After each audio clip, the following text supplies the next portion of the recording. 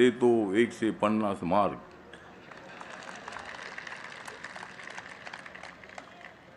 ठाकरे बंधूंना देतो 40 मार्क. ठाकरे बंधूंना देतो 40 मार्क. काँग्रेसला देतो 30 मार्क. आणि बाकीचे सगळे आमचे मार्क.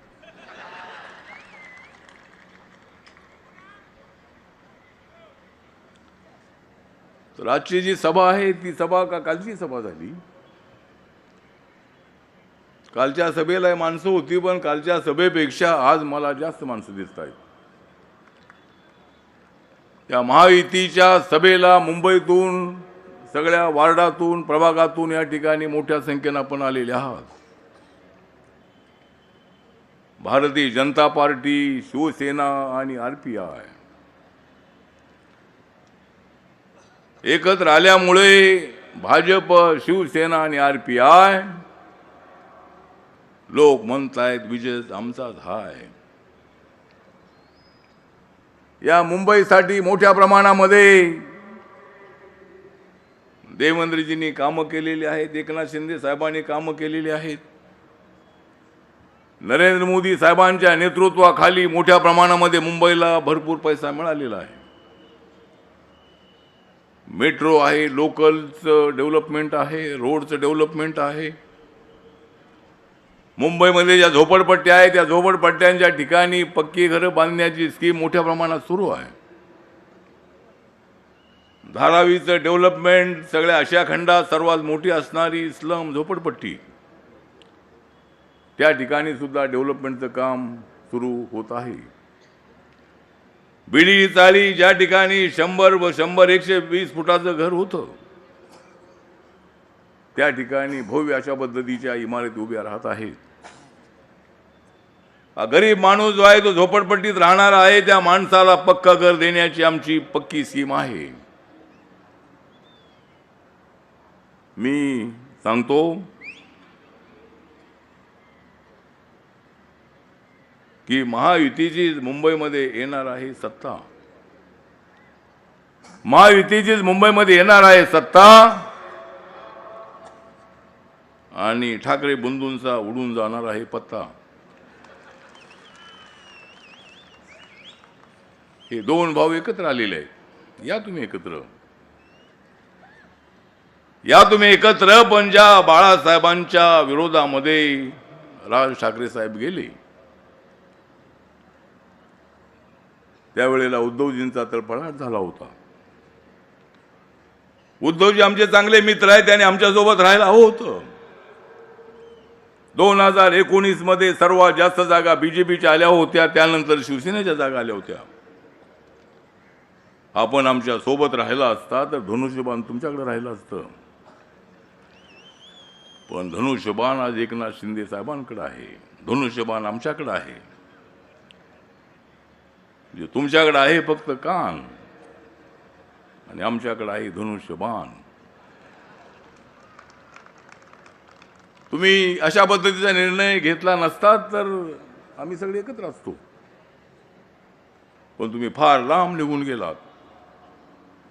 ज्या काँग्रेस पक्षाचा बाळासाहेबांनी आयुष्यभर विरोध केला, त्याच काँग्रेस पक्षासोबत आपण गेलात.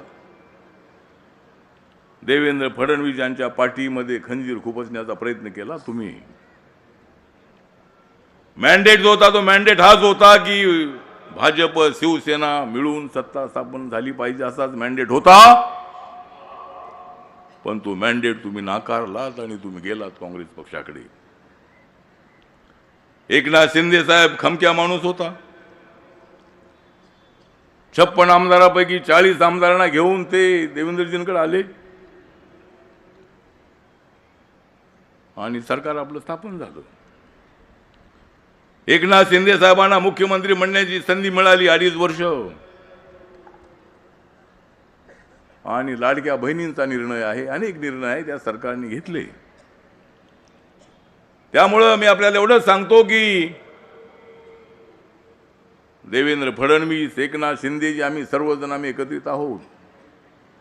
मुंबईच्या विकासासाठी आम्ही तुमच्या सोबत आहोत. ज्या महानगरपालिकेमध्ये मोठ्या प्रमाणामध्ये भ्रष्टाचार झाला आणि उद्धवजींकडे सत्ता यासाठीच होती की बाबा ठीक आहे आपल्याकडे सत्ता होती, ती सत्ता काढून घ्यायची आहे.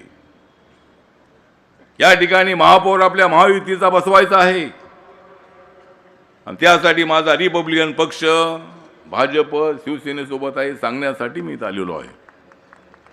माझा दलित बौद्ध समाज जो आहे तो तुमच्यासोबत आहे. बाळासाहेबांनी शिवशक्ती भीमशक्तीची भूमिका माझ्यासमोर मांडली होती आणि मी त्याला पाठिंबा दिला आणि 2012च्या निवडणुकीमध्ये आम्ही सर्वजण एकत्र होतो. अनेक प्रश्नांची सोडवणूक करण्यासाठी मी दिल्लीमध्ये आहे. नरेंद्र मोदी साहेब अत्यंत विकासाच्या दिशेने पुढे चाललेले नेते आहेत. काँग्रेस पक्षाला जे जमलं नाही ते नरेंद्र मोदी साहेबांनी करून दाखवलं आणि देवेंद्रजी पूर्वी म्हणाले होते की मी परत येईन, मी परत येईन आपण म्हणाला होतात, आपण परत आलात, पण मी दिल्लीवरून महाराष्ट्रात मी येणार नाही. मी आहेच आपल्यासोबत. मी दिल्लीमध्ये आहे, आपण इथे आहात. पियुष गोयल साहेब दिल्लीमध्ये आहेत आणि आपण इथं आहात. या ठिकाणी आशिष शेलार साहेब आहेत, रामदास भाई इथं आलेले आहेत आणि शिवशक्ती भीमशक्ती झाली त्यावेळेला रामदास कदम यांनी त्यांच्या कांदिवलीमध्ये एक मोठा मेळावा ठेवला होता शिवशक्ती भीमशक्तीचा. ते शिवसेनेमधले अत्यंत ॲक्टिव्ह नेते आहे. त्यांच्या मनामध्ये फार मोठी तळमळ आहे आणि म्हणून ते आपल्या भावना व्यक्त करत असतात. आम्ही साटमजी या ठिकाणी उपस्थित आहे. ते मुंबईचे अध्यक्ष आहेत बीजेपीचे. राहुल शेवाळ या ठिकाणी उपस्थित आहेत. आमचे मंगलप्रभात दोडा साहेब इथं आलेले आहेत. असे अनेक मान्यवर नेते या ठिकाणी उपस्थित आहेत भाजप शिवसेनेचे. म्हणून मी काही जास्त वेळ घेत नाही. हे सांगण्यासाठी आलेलो आहे की रिपब्लिकन पक्ष आपल्या पाठीशी आहे.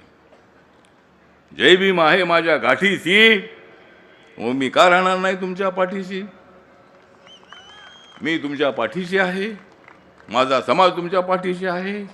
हे जाऊन गैरसमज करत असतील ही, पण नरेंद्र मोदींच्या विकासाच्यासाठी इथं MMRDच्या माध्यमातून राज्य सरकारच्या वतीनं बाबासाहेबांचं मोठं स्मारक होतं आहे. बाबासाहेबांचं भव्य दिव्य स्मारक इंटरनॅशनल लेवलचं होतं आहे.